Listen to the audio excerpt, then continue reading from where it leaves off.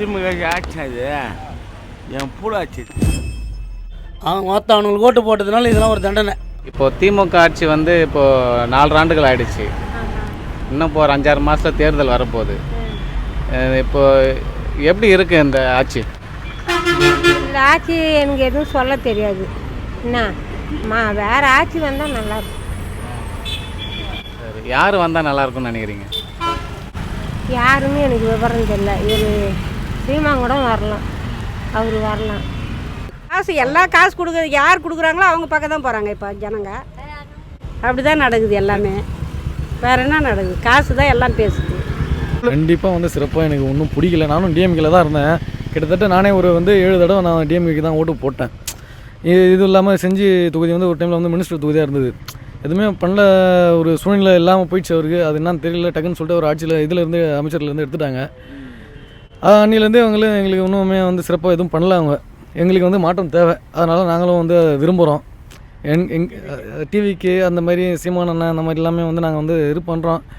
கண்டிப்பாக வந்து மாற்று அரசியல் தேவை நம்மளுக்கு.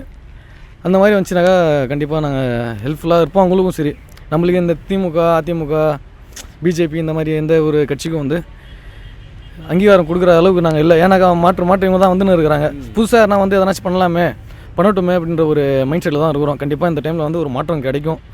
ஒன்று வந்து சீமானண்ணன் மூலியமாகவும் கிடைக்கிறதுக்கு வாய்ப்பு இருக்குது. கண்டிப்பாக சிறப்பாக இல்லை, ஏமாற்றம் தான்.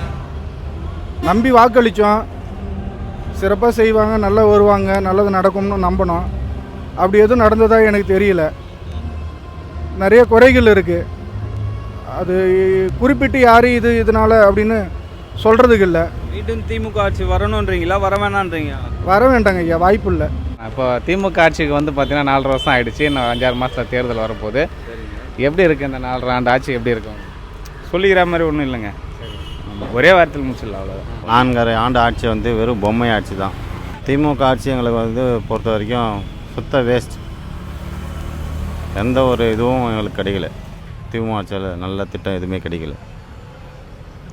கொள்ளை எல்லாமே வந்து லாக்அப் டெத்து எல்லாமே முழுக்க எல்லாம் இடி எல்லாமே ஊழல்வாதிங்க தான் எல்லாமே.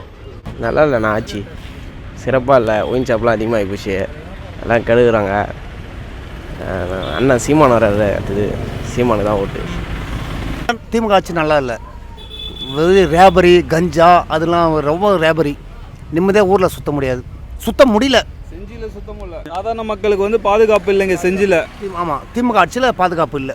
நாங்கள் செஞ்சு சரியா, எங்களுக்கு திமுக ஆட்சியில் எதுவுமே செய்யலை. எல்லாமே தரோன்னு சொன்னாங்க, எல்லாமே தரலை. முதல்ல ஃப்ரீ பஸ் விட்டாங்க. ஃப்ரீ பஸ் விட்ட பிறகு எங்களுக்கு வண்டி சுத்தமாக ஓடலை. இப்போ மினி பஸ் விட்டுருக்காங்க. மினி பஸ் விட்ட பிறகு சுத்தமாகவே ஓடலை. செஞ்சியில் வந்து மொத்தம் 3000 ஆட்டோ இருக்குது. 3000 ஆட்டோக்கார் இருக்காங்க. 15 மினி பஸ் விட்டால் 15 குடும்பம் மட்டும் போயிச்சா போதுமா? 3000 ஆட்டோக்கார் எங்கே போகிறது? 3000 ஆட்டோக்கார் இன்றைக்கி நடு ரோட்டில் தான் நிற்கிறோம். மினி பஸ்ஸை விட்டு சுத்தமாக எங்களை வாஸ் அவுட் பண்ணிட்டாங்க. திமுகவுக்கு ஓட்டு போட்டதுனால எங்களுக்கு வந்து இந்த தண்டனை. மினி பஸ் விட்ட பிறகு சுத்தமாக வண்டி ஓடலை. எங்கே நிறுத்திட்டு நடு ரோட்டில் தான் நிறுத்திட்டு உட்காந்து கிடக்குறோம். வேறு எங்கே நிறுத்திட்டு உட்காந்து கிடக்குறோம். வண்டிலாம் சுத்தமாக ஓடலை. மொத்தம் அவனுங்களுக்கு ஓட்டு போட்டதுனால இதெல்லாம் ஒரு தண்டனை அனுபவிச்சு தான் ஆகணும். திமுக ஆட்சி எப்படி இருந்தது? சிறப்பா? 4 ஆண்டு ஆச்சு திமுக ஆட்சி அது என் பூடாச்சு.